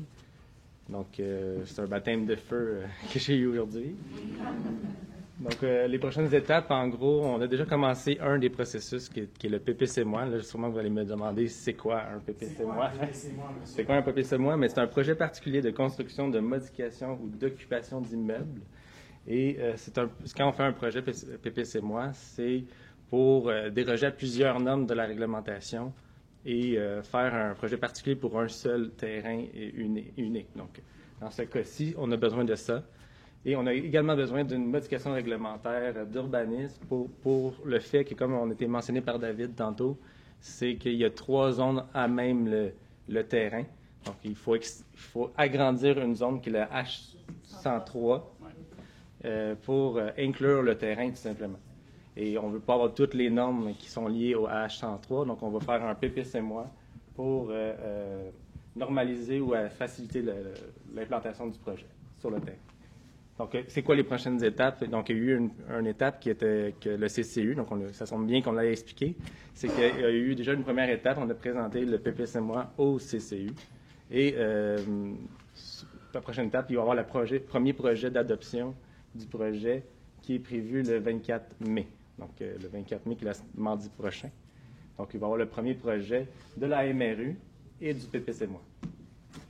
Ensuite, le 22 juin, il va y avoir une assemblée publique de consultation. C'est un volet légal qu'on va faire la présentation au niveau de l'urbanisme face à toutes les normes changées. Et ça va être au public. Il va y avoir une invitation pour cette date-là. Ensuite, il va y avoir le 27 juin l'adoption du second projet de la MRU et du PPC-moi. Donc, c'est la suite de ça. Et au mois de juillet, il va y avoir l'adoption finale de la MRU et du PPC-moi. Par contre, qu'est-ce qui n'est pas écrit? Il doit y avoir aussi l'avis de conformité de la MRC, qui va être au mois d'août. Donc, au mois d'août. Et à partir de là, je vous inviterai de voir à mon kiosque l'échéancier par la suite. Donc, par la suite, il va y avoir les démolitions. Durant l'été, on pourrait expliquer que pendant l'été, il va y avoir les démolitions des bâtiments. Cet été? Cet été. OK. Démolition pendant... Exact. En fait, la démolition pourrait être émise suite au premier projet, le 24 mai, suite à la première adoption du projet, on va pouvoir émettre les permis de démolition. Ah, fait que ça pourrait commencer dès ce moment-là. Donc, le mois de juin. OK, parfait. Exact. Peut-être juste de dire que la démolition, en fait, le promoteur est contraint de rendre le terrain... De remblayer et de gazonner par la suite. Puis je pense qu'on a mis une condition de 3 mois. Encore une fois, je l'ai mentionné dans mon tableau là, à mon kiosque. Donc, il y aura à gazonner et remblayer les parties démolies, les bâtiments démolis. OK, parce que la construction commencerait seulement le printemps prochain. Exact. Là, on s'en vient avec... Là, il y a dans les conditions du PPC-moi, après l'entrée en vigueur du PPC-moi au mois d'août, ils ont l'obligation de faire le remplacement des bâtiments démolis 6 mois après l'entrée en vigueur. Donc, si on tomberait au mois de février 2023. Pour la construction. Pour le début de la construction. Ils seront obligés de commencer à ce moment-là 6 mois après. Exactement, pour respecter l'entrée en vigueur du PPC-moi et de la mairie. Février, probablement. Là. Exact. Est-ce qu'il y a d'autres questions pour M. Verdon? Une petite question. Oui. Comme il y aura plusieurs dérogations données pour le projet de BBC, oui. Est-ce que la Ville va harmoniser un petit peu au niveau des dérogations, tout ça? Parce que, ayant un commerce sur Saint-Jean-Baptiste, j'ai dû zigonner 3 mois de temps avec le conseil de ville pour passer ma bâtisse de gris pâle à beige. Puis c'est pas une joke, c'est très vrai. Il faut faire attention. Là, on parle... donc moi, je me demande, est-ce que ça va faciliter les commerçants, les résidents à faire des modifications plus récentes sur leur bâtiment? Moi, ma bâtisse date de 1800 quelque chose, là. Puis je t'avoue que c'est... je m'excuse. C'est assez complexe de faire les modifications. Là, il arrive un super gros projet, oui. Pas aussi contemporain que ce qui était prévu en 2019, mais quand même. Je me demande si ça va faciliter la vie aux commerçants résidents du Vieux-Belleuil. Il faut comprendre une chose, que l'outil que vous me parlez, c'est le PIA, donc le plan d'implantation, intégration architecturale. ils vont devoir passer par ce processus-là avant l'émission du permis. Donc, au mois de janvier, il va devoir passer au PIA pour repasser au CCU, pour approuver son projet et mettre son permis par la suite au mois de février. Donc, les conditions que vous me parlez, couleurs, et etc., ça relève du PIA. Exactement. Il y avait un monsieur ici qui a une question. C'est ce que moi, je regarde toutes les adoptions, assemblées. Moi, je pensais qu'aujourd'hui, on nous présentait un projet qui avait passé par-dessus tout ça et qu'on mettait un coup de pelle dans la prochaine année. De ce que je comprends là-dedans, c'est que si ça achoppe sur une de ces étapes-là, lui ne mettra pas un coup de pelle avant 2025, 2030. Ou il n'en mettra pas du tout. Ou il n'en mettra pas du tout. Exact. Donc, ce projet-là, présentement, il est en route, mais... Exact. C'est de là il fait son petit bonhomme de chemin tant qu'il n'y a rien qui achoppe là-dedans. Exactement. OK. Mais les chambres sont minces, qu'il y a quelque chose qui achoppe, rendu ça sur lancé du projet. Bien, il a été vu et revu plusieurs fois depuis 2017, là, avec l'historique qu'on a vu. Okay. Donc, il est mûr. C'est ça. Après 6 ans. OK. Écoutez, il est presque 8h30. Ce que je vous propose, c'est qu'on donne le mot de conclusion à Mme Viault et ensuite, tous les intervenants restent disponibles pour vous répondre aux tables derrière. Donc, si vous avez encore beaucoup de questions, là, vous pouvez y aller un à un avec les gens de BBC ou de l'urbanisme. Mme Viault, mot de la fin. Oui, mot de la fin. Merci. Merci beaucoup pour la présentation. Il y a encore beaucoup d'acronymes, MRU, Pépis, c'est moi et tout ça. N'hésitez pas à poser des questions pour bien comprendre qu'est-ce qu'on vient de vous dire. Là, c'est important de le vulgariser puis de le comprendre correctement. Mais effectivement, la question que vous avez posée est excellente. Donc, il reste plusieurs étapes à passer encore. Ce que le nouveau conseil, donc, qui a été élu il y a 6 mois, on s'est rencontrés puis on a dit, voir, le carré Saint-Jean-Baptiste est en train, parce qu'il y a eu la COVID, hein? Donc, il y a eu un petit délai là, où on a senti qu'il y avait une pause sur le projet. Et le conseil a demandé de rencontrer M. Brassard et Mme Bousquet pour nous présenter le projet. Et ce que le conseil a retenu d'intéressant, j'avais envie de vous le partager parce que c'est un grand projet dans le Vieux-Belleuil. Notre Vieux-Belleuil, c'est un petit Vieux-Belleuil avec un grand projet qui arrive. Donc, des grands souliers qui s'installent. En fait, il y a du bon à tirer de ça. Et j'avais envie de mettre l'emphase sur ces éléments-là, donc, qui sont intéressants pour moi. Le stationnement public avec la pression du stationnement qu'on a sur rue, la possibilité pour la municipalité d'offrir à la population des espaces supplémentaires qui n'ont pas d'impact sur la rue actuelle. On l'a pas vu dans les autres projets qui se sont développés dans les derniers mois, années. Ça, pour nous, c'est un grand gain pour le Vieux-Belleuil parce qu'on le sent, la pression au niveau des stationnements. Une place publique 4 saisons, un projet pour la communauté, une vie de quartier qui s'installe. Ça aussi, c'est une intention que le Conseil souhaite porter dans une vision du Vieux-Belleuil. On veut vraiment travailler ça. Et pour nous, le carré Saint-Jean-Baptiste, avec une ouverture vers la vie de quartier, vers les espaces publics, c'est un plus pour le Vieux-Belleuil actuellement. L'âme de notre histoire, ben on y tient, évidemment, mais dans les sondages, on nous disait tout le temps... c'est important de garder l'âme du Vieux-Belleuil. Puis, je me questionne personnellement, en fait, sur qu'est-ce que l'âme du Vieux-Belleuil. Puis, ce que j'en ai fait comme définition très, très personnelle, et là, j'inclus pas le conseil avec moi, mais pour moi, l'âme du Vieux-Belleuil, en fait, c'est le contact humain, c'est la proximité de l'autre, c'est de rentrer dans un commerce puis d'entendre, comme d'habitude, Nadine, dire bonjour à Marie-Pierre ou à Marc quand je vais chercher mon café, de me promener dans la rue puis de voir la petite madame qui marche à tous les jours puis qu'on s'envoie la main comme ça, puis de créer un espace pour être capable de le partager. Pour moi, ça, c'est l'âme du Vieux-Belleuil que je cherche puis que je veux préserver.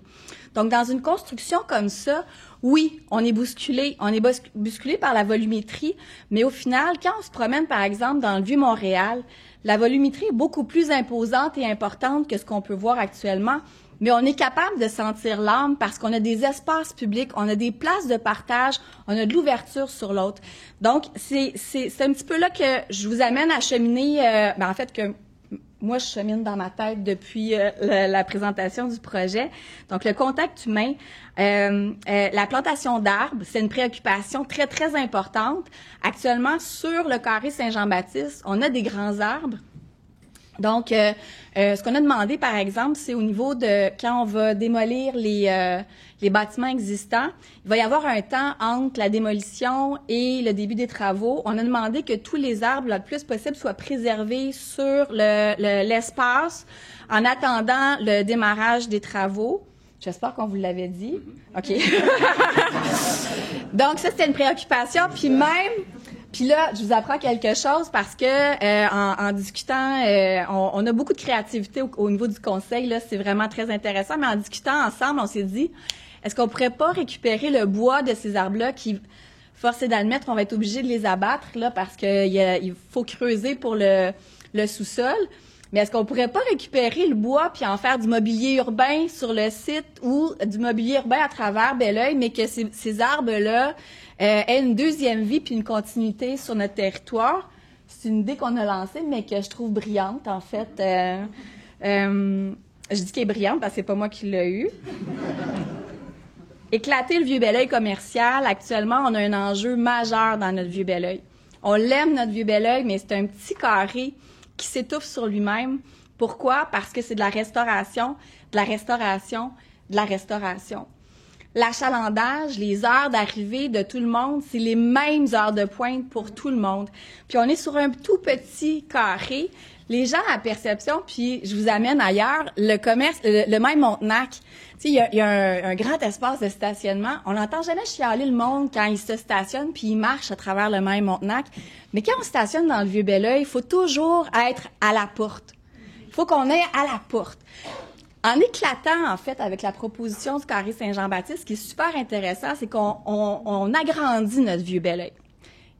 Ça va être un vieux neuf, là, mais on l'agrandit quand même. La trame commerciale va nous permettre, en fait, d'éclater notre espace, notre vie de quartier, puis va permettre, en fait, de pouvoir aller se stationner beaucoup plus loin, puis de marcher avec plaisir pour découvrir les nouveaux quartiers, secteurs du projet et tous les autres qui sont déjà existants. Donc, dans la complémentarité, pour le conseil, il y avait un grand pas à faire avec ce projet-là pour donner du souffle à notre Vieux-Belleuil qui actuellement se retrouve en fait sur un respirateur d'un coin de rue.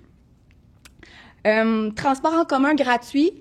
Donc, je vous l'annonce ou je vous le rappelle, depuis notre arrivée en poste, c'est une préoccupation, une priorité qu'on a. Transport en commun va devenir gratuit. Est-ce que je peux le dire? Oui. On a eu une date. Non, mais on a eu une date. Mais dites-le pas aux autres, OK? Dites-le pas aux autres, mais on vient juste d'avoir la date, le 1er juillet. On devrait pouvoir offrir le transport en commun gratuit sur la zone de Belleuil. Donc, toute la zone locale, on va pouvoir rentrer dans tous les autobus gratuitement pour tout le monde. Alors, c'est une première étape. Ensuite, on travaille au niveau des étudiants pour que les étudiants puissent se déplacer à travers la rive sud gratuitement aussi. Donc, on vise vraiment beaucoup à augmenter l'utilisation du transport en commun, à viser ça. Donc, quand j'entends un promoteur nous dire qu'il va avoir de l'espace pour communauto, pour des espaces partagés, ça va directement avec la philosophie du conseil actuel et j'en suis très heureuse. L'autre chose aussi, être locatif, que savoir que BBC reste propriétaire, c'est un élément qui est quand même à considérer dans l'équation parce que c'est pas un gage... C'est pas un contrat. C'est pas, on n'ouvre pas le sang, mais ça se maintient quand même en gage de qualité parce que c'est le constructeur et c'est lui qui va entretenir ses logements. Donc, c'est tout à son avantage de faire quelque chose de qualité s'il veut le garder longtemps, contrairement à d'autres qui vont bâtir rapidement, couper dans les prix pour ensuite revendre, puis avoir des problèmes à l'infini, puis s'en débarrasser au bout des mains. Moi, je trouve que ça, c'est un avantage aussi pour le projet en termes de gage de qualité. Et je vais vous mettre beaucoup de pression là-dessus. L'intention de logement abordable, l'intention aussi de mixité, d'avoir accès à du 3,5, du 4,5, du 5,5, de pas penser juste à un type de clientèle, mais de s'assurer qu'on va créer une vie de quartier qui va évoluer avec le temps. Pour nous, le conseil, c'est quelque chose de fort stimulant. parce que c'est dans la diversité qu'on évolue le mieux. Puis c'est dans la diversité aussi qu'on va créer cette fameuse vie de quartier-là.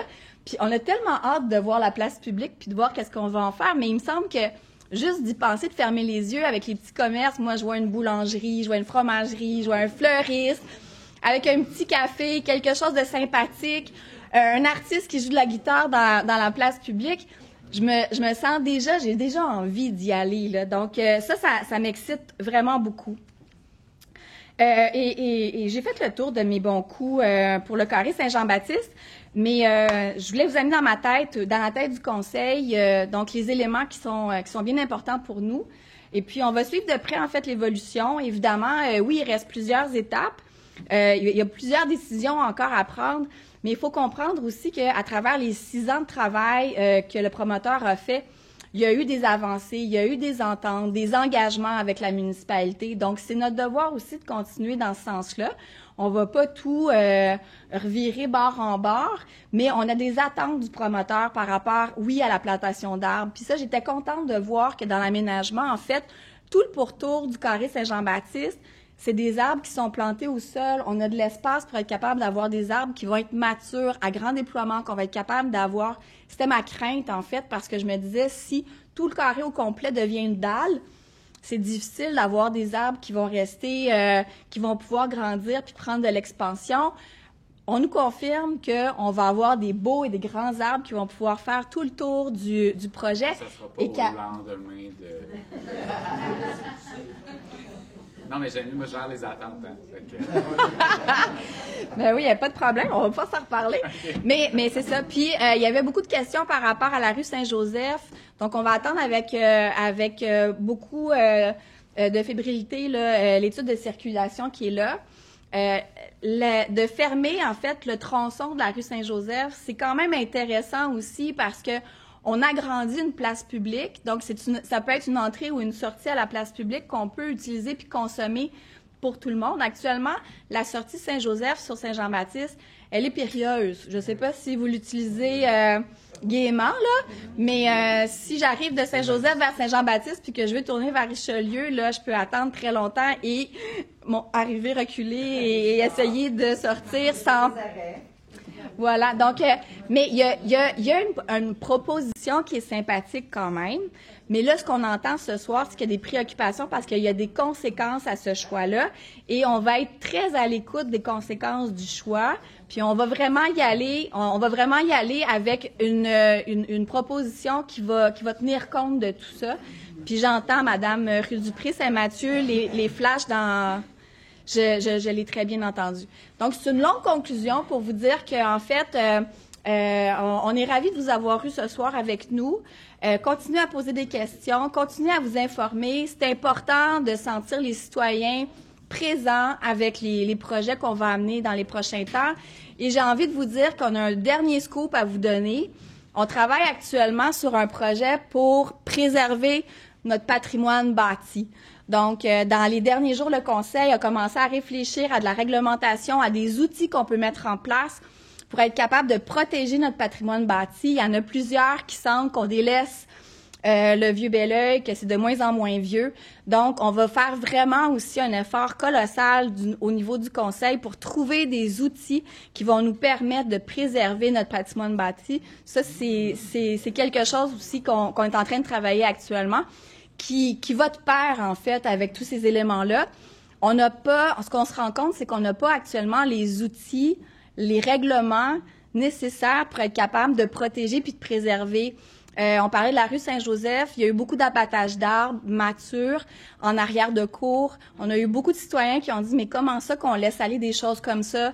Notre règlement sur l'abattage d'arbres aussi, on veut le revoir, on veut le réfléchir aussi parce que c'est pas vrai qu'il faut protéger juste les arbres qui sont en façade. Il faut avoir une vue d'ensemble sur l'ensemble du territoire. Donc, c'est toutes sortes de préoccupations que le Conseil a actuellement. Puis, je trouvais que c'était un bon moment pour vous en parler parce que c'est des préoccupations qui vont avoir un impact direct sur le vieux Belleuil. Alors, voilà. Donc, avant de conclure, je veux juste vous rappeler ce que votre directrice des communications me rappelle de ce soir. Donc, j'imagine que les suivis vont être aussi mis en ligne sur cette plateforme-là. C'est une nouvelle plateforme dont Belleuil vient de se doter, là. Donc, ce genre de plateforme-là, moi, je vois quelques villes au Québec qui se dotent de ça. C'est vraiment Le but, c'est de créer de l'intérêt, d'y aller, puis vous allez voir une série de choses, notamment les tables de quartier qui sont là aussi. Donc, c'est un bon endroit, en plus du site web, pour vous documenter, puis pour interagir, parce que c'est des plateformes consultatives. Donc, il y a des murs à idées, il y a un paquet d'autres choses, et il y aura sûrement beaucoup de choses dans les prochains mois et prochaines années. Donc, écoutez, merci beaucoup pour votre grande participation.